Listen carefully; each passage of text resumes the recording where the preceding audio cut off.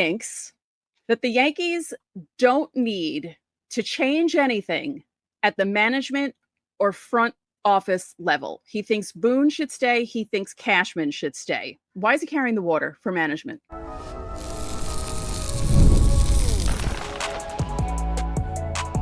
You are Locked On Yankees, your daily New York Yankees podcast. Part of the Locked On Podcast Network, your team every day.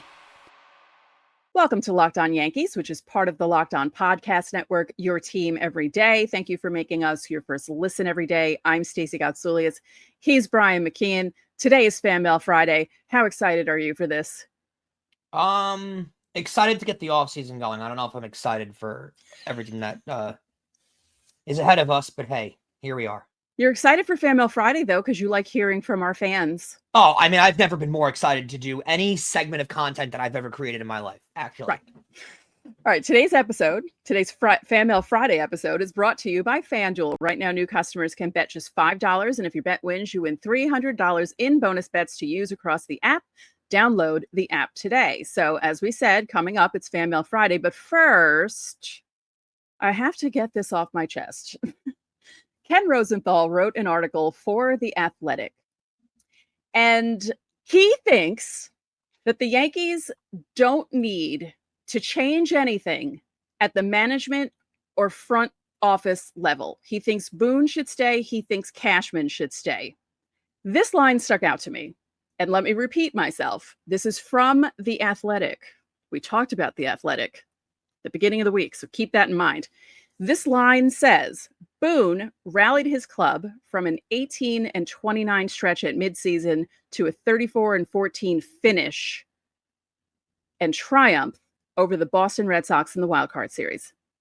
Now that's weird, because do you remember earlier in the week when the article came out saying that Giancarlo Stanton called a meeting together after that horrible loss in Texas, and that's what turned the team around? Yeah, I hope for God's sake that's a Rosenthal just casually saying, oh, the manager rallied his club because everything happens under the manager's kind of umbrella. But my point is that article about Stanton's meeting is from The Athletic. Yeah, not a good look.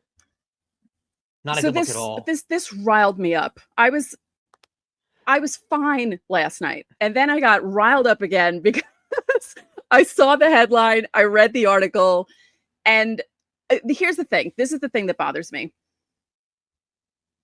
Why is he carrying the water for management? Like, why does he do this? You know, it's funny, too, because if you watch the post game on Fox last night, David Ortiz, well, that's not surprising, but the two culprits in that gave the management, Boone and Cashman, the most criticism were Jeter and A-Rod. Right. And we know Jeter and A-Rod have a bone to pick with Cashman. They've both had their own issues with him in the past. But so former Yankees are saying that they need a change here. But Ken Rosenthal is sticking up for Aaron Boone. Like, I'm just a little like what relationship do they have previously that they need that he's sticking up for him? I don't get that at all. I don't get that at all either. And here, let's read this off. Okay. So now we're 16 years without a championship. And I know there are other teams that have worse droughts, but they're the Yankees and they're getting close to their longest drought. They're now a joke to other teams. No one is intimidated to play the Yankees anymore. No. And too many teams are celebrating in Yankee Stadium, winning things, whether it's the ALDS, the World Series, it's just... There's no mystique to the Yankees anymore. No. The team doesn't play with any urgency. They're sloppy. They make stupid mistakes. They have a manager who does nothing about that. Well, that's the thing, too, before you go on. The sloppiness, the easy mistakes, the not playing focused, all that kind of, the no urgency, those are all mental things that are fixed by management, that have directly to do with the manager. That's not, oh, they have too many guys that hit 210. That's not they don't hit enough homers. That's not they don't strike out enough people. That's nothing to do with talent. That's got all to do with motivation and staying focused. That's all on management. Yeah. So they have a manager that does nothing about that, and an owner who's seemingly okay with this nonsense because he can't be bothered to make any changes necessary to improve this team. He'll spend money, they'll put this roster together, and it always turns into the Boone swoon happens. They play like crap. We'll say crap for 2 months out of 6 months in the season. It's always in the middle of the season. It's always when they have a lead in the division. This year, they happen to lose the lead in the division. Yeah. Last year, they didn't. So they didn't give it up. But this is a pattern. And I don't understand how the owner doesn't do something about this. Any other team would have fired Boone already instead of giving him an extension. Yeah. Well, and it's funny you mentioned that too, because I genuinely don't enjoy the narrative of Hal Steinbrenner doesn't want to win or doesn't care about winning. I do think he wants to win and cares about winning, because why else if he didn't want to win, Stacey, he would not have a $300 million plus payroll. He just wouldn't. I mean, the guy likes money. He would not be spending the money. Nothing is forcing him to spend $300 million on a payroll. Right.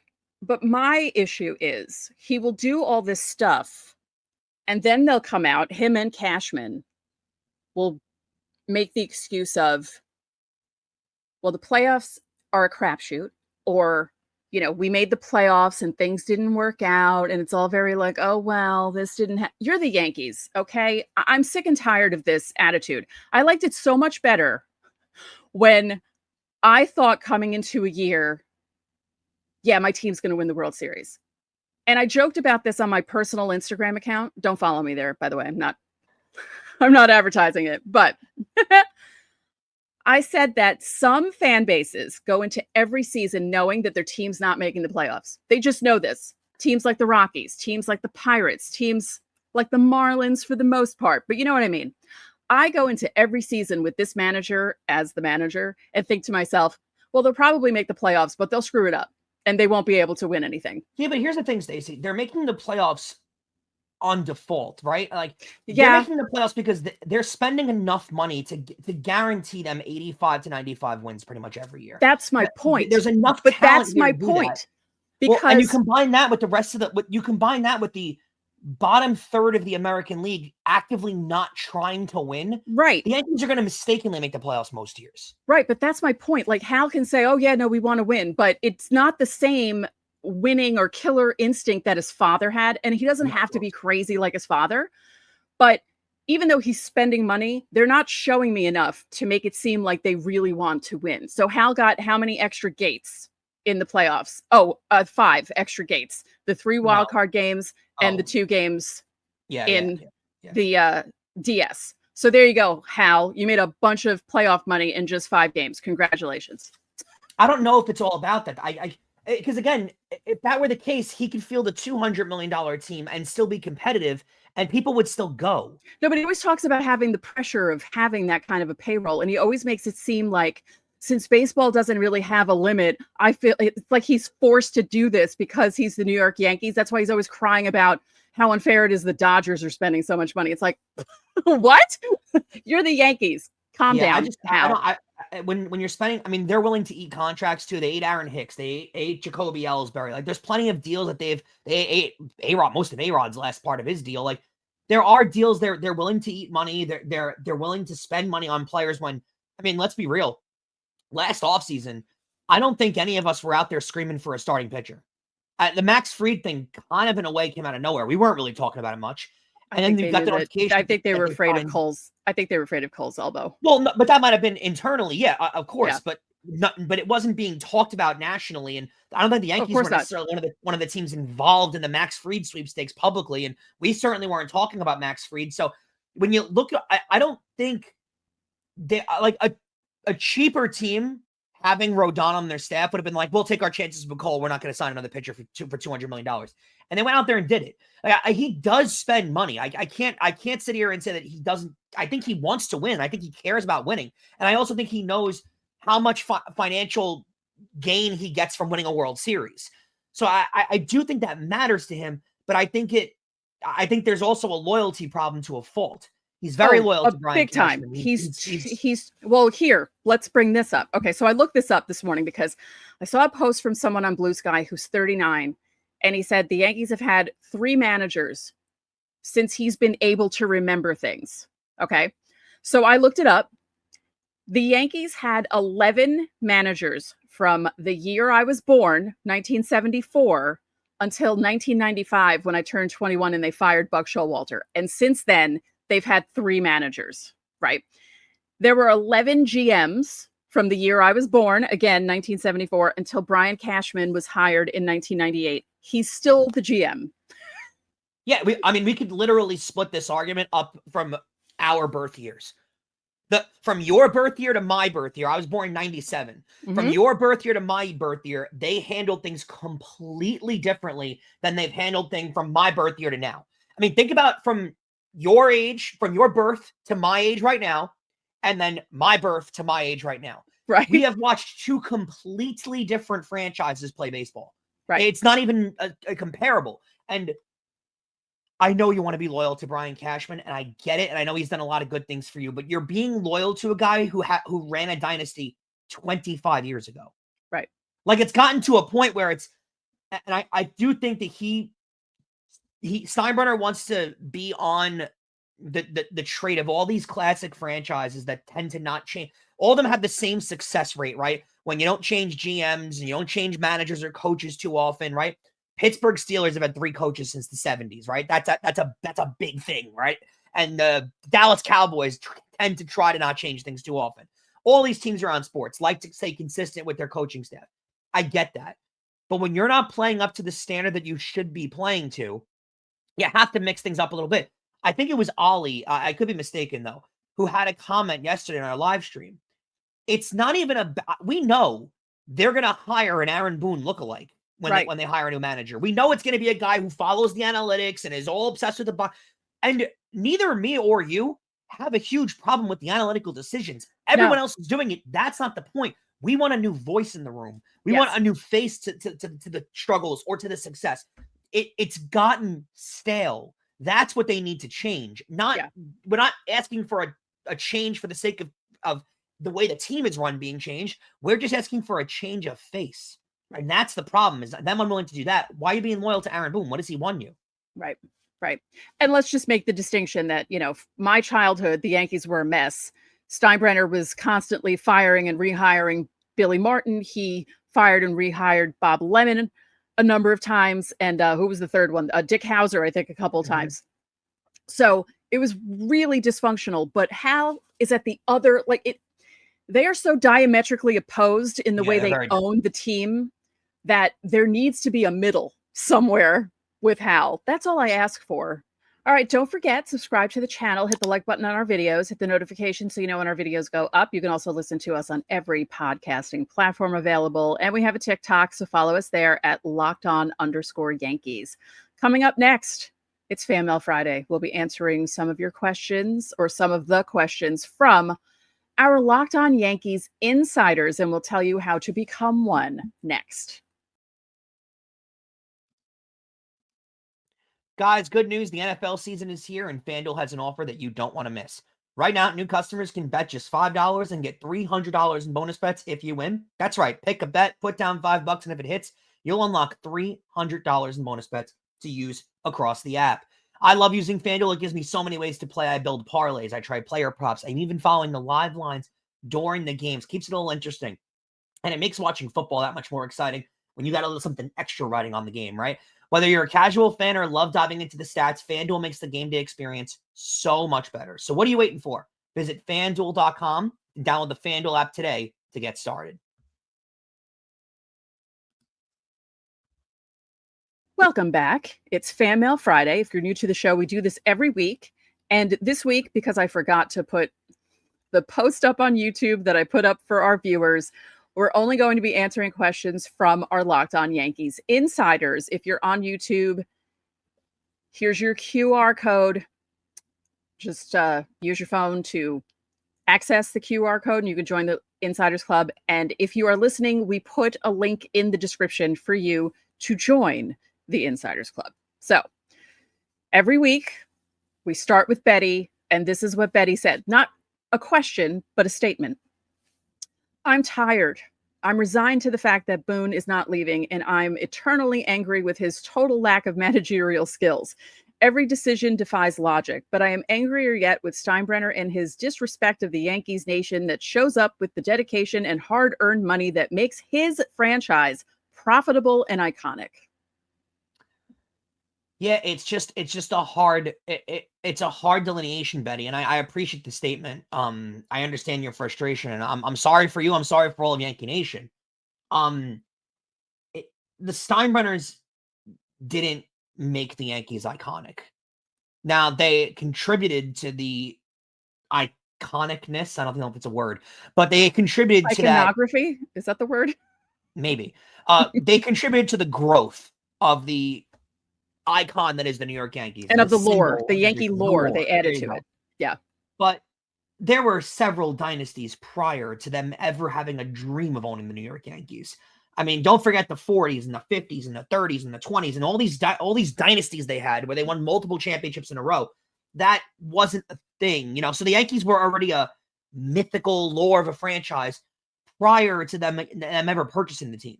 So, and I don't know, I can't. Stacey, like, let's take a seat back for a second. I'm very upset with how the season went, and I'm very upset with the state of the franchise right now, obviously. I don't know if this is tarnishing the name of the franchise, though. Like, they still win 90-plus games every year. Like, they're in the postseason every year. I'm not saying it's acceptable, and I'm not saying I'm proud of that, but they're not winning 70 games. This is not the Colorado Rockies. Right. But that would tarnish the name of the franchise. No, but I can see where people are getting angry because they can never lose in a normal way. Something dumb always has to happen. Like, they can't just lose a game on a walk-off because a pitcher throws a bad pitch. They have to be humiliated by their closest rival in the AL East in the first 2 games of the series, right? Where they walked all over them. They walked all over them in the season, and you thought, okay, starting fresh in the playoffs, it'll be different. Wasn't different. They walked all over them again, and they looked absolutely horrible. And I think that's what angers people because there's never a normal playoff exit with this era of Yankees baseball. Like I said in the first segment, no one is intimidated by Yankee Stadium anymore. They march all over it. They celebrate all over it. It used to be a place where opposing teams didn't want to play. And it's not like that anymore. I don't know if people aren't in. I do think there's a home field advantage in Yankee Stadium, though. Like, their crowd is more than a lot of other crowds in the sport. Look at the Dodgers. I don't know if you watched the Dodgers-Phillies game. We're recording as the game's going on. I don't know if you watched any of that game today. The whole upper deck is empty in LA. Yeah. I mean, like it's sad. I mean, and the Phillies have a legitimate Citizens Bank Park is. Well, it's also an odd time to have a baseball game, right? Because it started 6:08 Eastern, so it was 3:08 in LA. Why did they do that? By the way, let's discuss this for a second. If the Brewers and Cubs are playing the 9:00 game, why are the Phillies and Dodgers playing a 6:00 Eastern game? Because for some reason they care about the Eastern time zone viewership. But to me, it's the game's in Chicago. Yeah, so play the Cubs game at 7 p.m. Eastern and play the Dodger game at 10 p.m. Eastern. Like, what are we doing? Yeah. I don't. Why are you playing a playoff game at 5 p.m. in Los Angeles? Not even at 3 p.m. in Los Angeles. Yeah. Who's going to that game? But still, the crowd's empty. I don't know if it's gotten to the point where it's embarrassing for the franchise. I think it is. That's all I'm trying to say. Because they're the butt of jokes. And it's kind of silly that they're the butt of jokes because they make the playoffs pretty much every year. But this is like, I'm sick and tired of this. I want to be able to defend my team and not sit there and have to take it on the chin because these guys can't play. Let's go to David F. He says, thanks to you guys and all the Discord insiders for a great season. What does the Yankees starting infield look like for next year? And do you see any surprise additions? I really don't want to see Anthony Volpe. I know he will. Yeah, I think right now it's going to be a competition in spring training between Volpe and Caballero. That's what it feels like.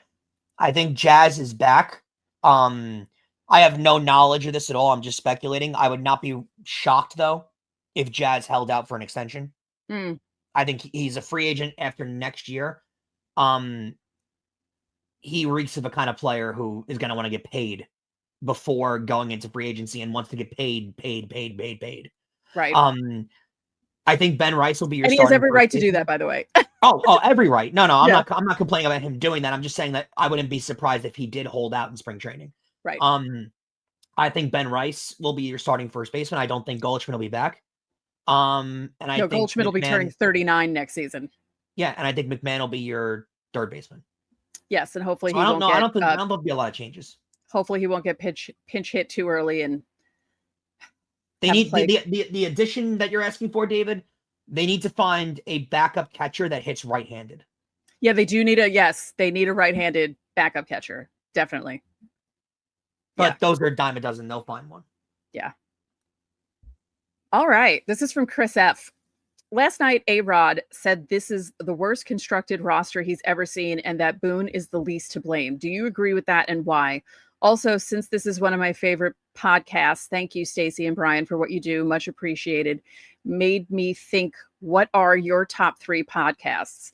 Look forward to listening to the pod with you guys this offseason. Let's go Yankees. Interesting. I don't think it's one of the worst constructed rosters I've ever seen. I didn't agree with that comment from A-Rod. Yeah, I thought that was a little high. That was hyperbole. Yeah. Having 3 left-handed catchers is kind of ridiculous. I did not notice that. Yeah, but the roster 2 years ago was far worse. Right. The 2022 roster they didn't have a left fielder. It's far worse. Yeah. I do think Boone. I don't think Boone's the least to blame by any means, at all. No, because there are moves that he makes that cause them to lose games. Of course, he's partly to blame. Yeah, the person associated with the organization who is least to blame this year is Aaron Judge. Yeah, who hit 500 in the postseason and is going to still get blamed because they didn't win a World Series. So he's the least to blame. The podcasts, I love the NHL, so I listen to a lot of Spit and Checklets. Love what they do. 32 Thoughts I listen to. I get a lot of my hockey content from there because sports talk as a medium doesn't really cover hockey. So I get a lot of my hockey coverage from there. Otherwise, I gotta be honest, I'm not a massive podcast fan. I don't listen to a lot of podcasts. I listen to a lot of music when I'm commuting and stuff, but probably hockey content is where I get most of my podcasts. What about you? I don't really listen to podcasts. I definitely don't listen to, I'll listen to other Locked On shows to see what they're doing, but I don't listen to other baseball podcasts because I want to have my own thoughts on things, and I don't want to accidentally, not plagiarize, because it's not writing, but sometimes I feel like other people's thoughts can seep into my brain and I don't want to copy other people, if that makes sense. I want to have my own thoughts about the Sometimes Yankees. I'll listen to it's not a podcast, but I'll listen to Michael K's Open of his radio show because I just want to hear where his thoughts are with the team and if it aligns with my thoughts or where he lands on things, because he's a very educated opinion on it and everything.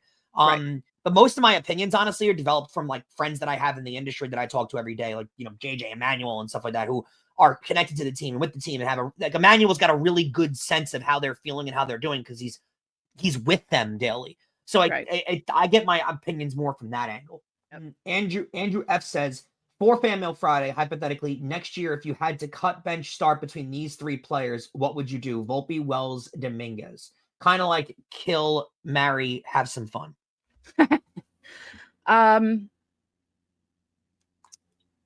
I would.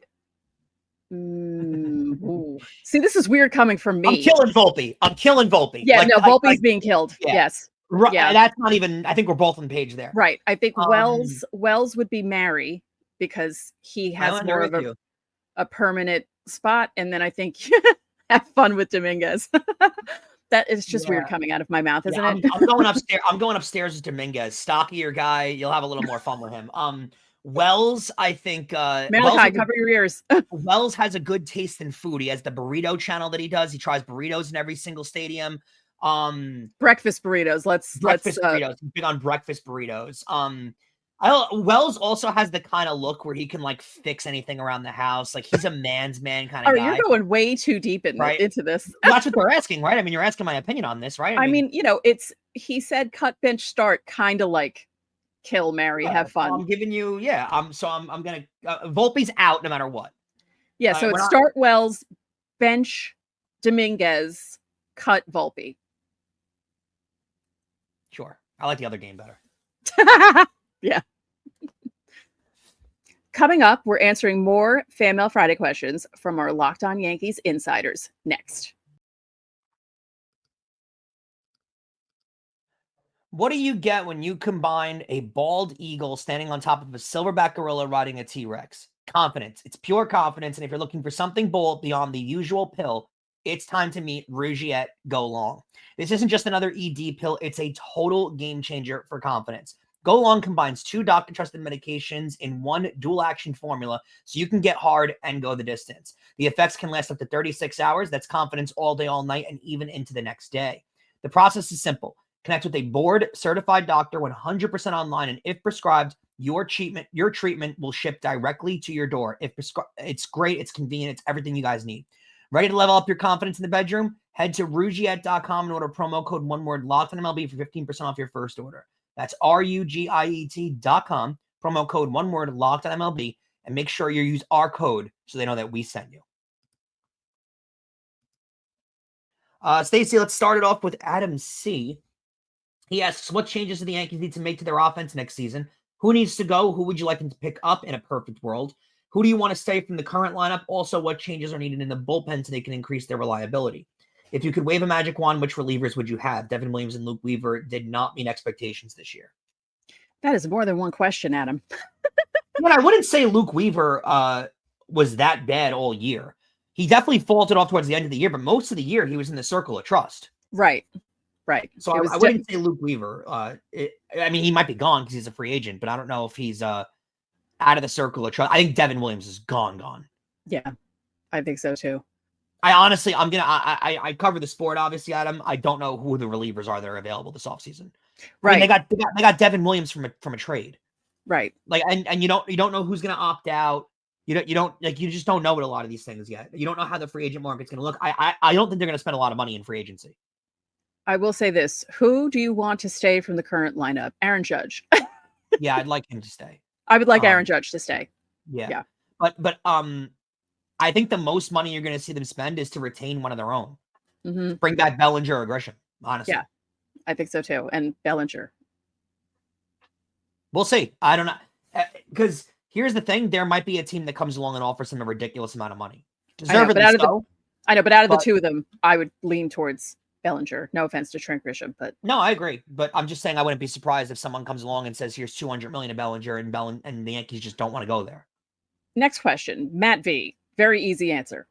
With Boone making almost every wrong call this series, do they finally fire him? No. No. Eric S. Hi, great job this season. Stacey, you said they will never win a World Series with Boone as manager. Should we add Cashman to this list? He has been GM since '98. I mean, no, because he's won multiple World Series as a manager, as a GM. Yeah. I mean, he's proven to you that since '98. I mean, he won in '98, won in '99, won in 2000, went to the World Series in 01, went to the World Series in 03, won a World Series in 09, went to the World Series in 23. I mean, they're at 24. There's enough evidence there that they can win with him. You know, I can't agree with that. Yeah. Next question, Debbie. If you just took the playoffs out of the season and judged them as a separate entity, would you still blame Boone for the terrible display during these playoffs? Although I do not, I believe things just seem to be stale and new voices needed, and I can't believe I'm saying this. I can. Yeah, I do think they need a new voice, and yeah, I can blame a lot of a lot of the issues with Boone are not a lot of these things are motivational. I mean, that's a huge problem, and the motivation, taking things seriously, the focus on the field, those are all major problems with Aaron Boone, and we've never ignored that. But it's not like he does those things, but the team, performs and he doesn't make any errors in the field. Aaron Boone constantly makes awful bullpen decisions, pulls starters too early, and then and he's not convicted in his decisions either.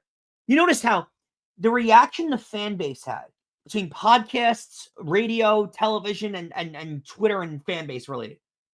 The reaction from those people is what made him keep Rodon in too long after pulling Fried too early from game 1 to game 2. I want a manager to be convicted in his decisions. Whether right or wrong is for us to debate and us to decide. But yeah. I don't want a manager who honestly, I don't want a manager who makes a decision in game 1, tunes to Locked On Yankees afterwards, and then changes his mind because of what we said in game 2. That's not what we're not managing the Yankees for a reason.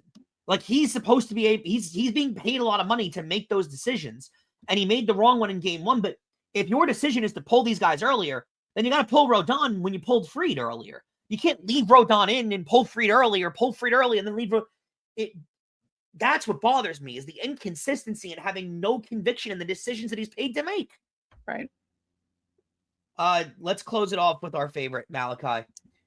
Malachi says, what is your favorite NFL and college football team? Malachi, you move on really, really fast. My favorite college team is Miami Hurricanes, and my favorite NFL team is Pittsburgh Steelers. Also, my dad says if Volpe is on the team next year, he's going to count it as an almost good enough season. What are your thoughts? I unfortunately root for the Giants, and I pull for the Florida Gators just because my brother went there. I didn't go to a Division I school. I went to a Division III school. We didn't even have football up in Oswego. So those are my choices for football teams. And boy, oh boy, it's not fun. I think, Malachi, just to so your dad can prepare himself a little bit, I do think Volpe will be on this roster next year. Yeah. I don't think there's any way they're getting rid of him. I'd be stunned. No. I don't have a favorite college, or I grew up a Jet fan, but I really am not that big of a Jets fan. I just root for whoever my wallet is in favor of. That's honestly who I root for. So, yeah. I don't know. I don't really watch college football, though. I watch NFL. You know, I put Red Zone on. I recline on my couch. It's beautiful. I love it. It's a ritual. It's great. I love it so much. It's so great. It really is. I spend all Sunday watching Red Zone, and I'm kind of glad the Yankees are out of the playoffs now, because now I can dedicate all my time to watching Red Zone. So thanks, guys, for embarrassing us again. We appreciate it. Also, one small note here. Can we stop calling it Yankee Nation? Because it's not Yankee Nation. There's Red Sox Nation. We don't need to be sounding like them. We have to come up with a different word. And I know they tried the whole Yankees universe and, made people pay extra stuff for like being in a fan club at the stadium. But let's not do Yankees Nation. We got to come up with something else. I don't like it. No. Maybe we should leave a comment below. What should we call the collective fan base of Yankee fans? Like, should we give it a name? I don't know. I feel like so if you made it this far, opposing fan base is going to get quite disrespectful with that one. Probably. I feel like we're walking into a fire. But if they do, I'll just ban them from the comment section, because I have the power to do that. There you go. All right, well, thank you guys for making Locked On Yankees your first listen every day. For your second listen, find the all-new Locked On MLB Game Night. Every game, every night until a World Series champion is crowned. Get local analysis on a national scale. You can find MLB Game Night on Locked On MLB on YouTube or wherever you listen to your podcasts. And I promise next week I will remember to put the post up on YouTube so you guys can ask us questions for next week's Fan Mail Friday. So that'll do it for this edition of Locked On Yankees. I'm Stacey Gotsulias. And I'm Brian McKeon. We'll catch you guys next week.